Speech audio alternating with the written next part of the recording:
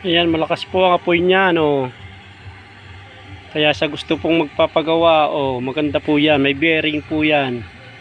Meron pong blower, may palakasan. Ayan, nakasaksak lang po. Ito po ay, ang gatong ay kahoy. Kahoy po yan. Puro po kahoy yan. Ayan. Ang paglalagay po ng kahoy, pagka paubos na, ay hihilahin po lang ninyo to.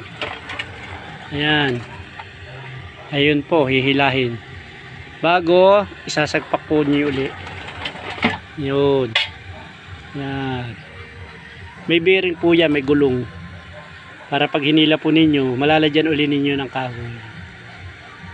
Ayan. Thank you for watching. Sa gusto pong umorder, maraming kahoy at may bakura na pwedeng paglutuan. Ito po. Kahoy lang, hindi na kayo maggagasol. Minus na.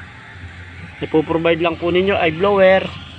Ayan, para dire-diretso po ang apoy. Ayan. Malakas po ang apoy niya pagka nilakasan. Thank you for watching. Po yung ilalim, tanggalan po yan ng alikabok. Ayan. Pag marami pong alikabok, huhugutin lang yun, lalaglag na po yung alikabok. Ayan. Ayan.